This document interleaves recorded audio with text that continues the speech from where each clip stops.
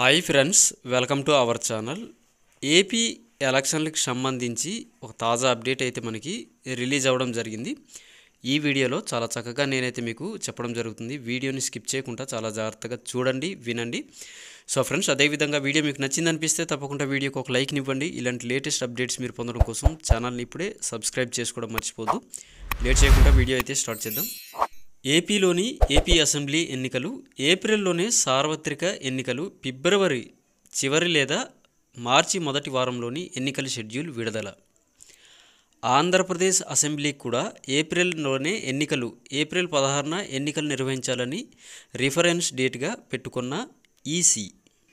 ఈ మేరకు రాష్ట్రాలను సమాయత్తం చేస్తున్న కేంద్ర ఎన్నికల సంఘం లోక్సభతో పాటు పలు రాష్ట్రాల అసెంబ్లీ ఎన్నికలపై ఈసీ కసరత్తు.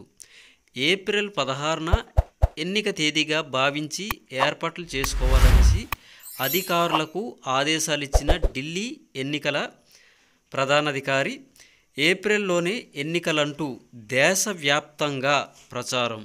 లోక్సభతో పాటు ఆంధ్రప్రదేశ్ అసెంబ్లీ ఎన్నికల తేదీలపై ఆరా తీసిన రాజకీయ పార్టీలు.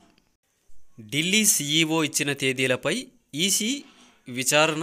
ఢిల్లీ సీఈఓ వివరాలను ట్విట్టర్లోని పోస్ట్ చేసిన కేంద్ర ఎన్నికల కమిషన్.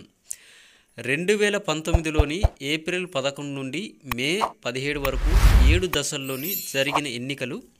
2019 మే 23న వెలువడిన ఫలితాలు. 2019లోని మొదటి దశలోనే ఏపీలోని ఎన్నికల నిర్వహణ. సో ఫ్రెండ్స్, అదేవిధంగా ఢిల్లీ సీఈఓ ఇచ్చిన తేదీలపై ఈసీ విచారణ. ఢిల్లీ సీఈఓ వివరాలను ట్విట్టర్లోని పోస్ట్ చేసిన కేంద్ర ఎన్నికల కమిషన్. సో ఫ్రెండ్స్, ఎలక్షన్లకు సంబంధించిన తాజా న్యూస్ అయితే మనకి ఈ విధంగా రావడం జరిగింది.